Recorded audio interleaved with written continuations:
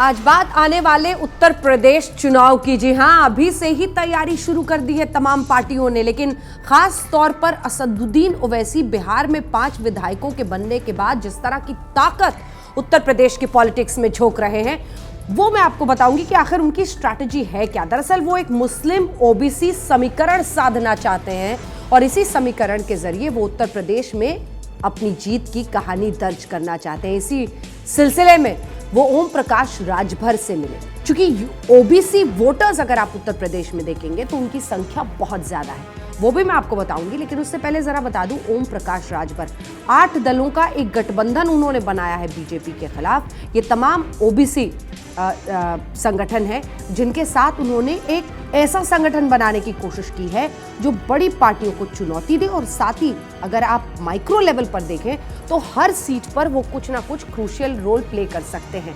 अब इन्हीं पार्टियों के 8 पार्टियों के गठबंधन के साथ ओम प्रकाश राजभर थे और असदुद्दीन ओवैसी उनसे लखनऊ में मिले। कोशिश ये है कि ओम प्रकाश राजभर के साथ जो ये गठबंधन बने, यानी ओबीसी इसको लाने का पूरा जिम्मा होगा ओम प्रकाश राजभर पर और इधर मुस्लिम मतदाताओं को उनसे शामिल करने का, मिलाने की पूरी जिम्मेदारी होगी असदुद्दीन ओवैसी की। असदुद्दीन ओवैसी ने बगल में बैठकर ओम प्रकाश राजभर से कहा कि इनकी लीडरशिप में हम लोग एक साथ होकर यूपी में चुनाव लड़ेंगे।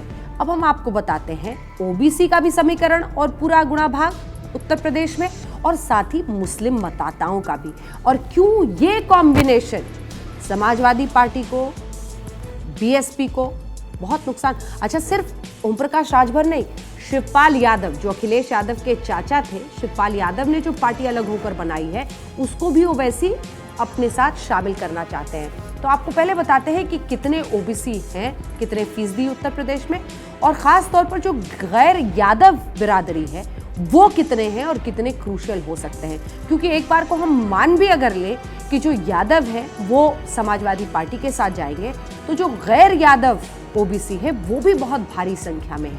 और फिर बताते हैं मुस्लिम मतदाता। तो आइए शुरुआत करते हैं ओबीसी मतदाताओं से।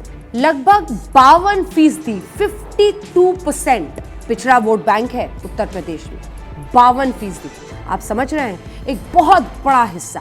और दूसरी तरफ जो गैर यादव बिरादरी है उसमें 43%, 43%। वहीं जब आप मुस्लिम मतदाता देखते हैं तो वो लगभग 22% है।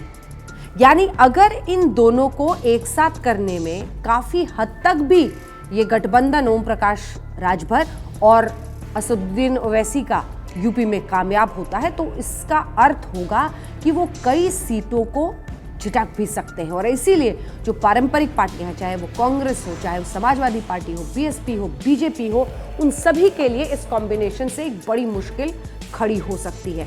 याद रखिए, बिहार में भी 5 सीटों की जीत के साथ असदुद्दीन ओवैसी ने जो कहानी लिखी है वो एक तरह से तथाकथित जो पार्टियां अपने आप को गैर सांप्रदायिक सेक्युलर पार्टियां कहती हैं उनके लिए एक बड़ी चुनौती थी, क्योंकि मुस्लिम मतदाता उनसे छिटक गया था।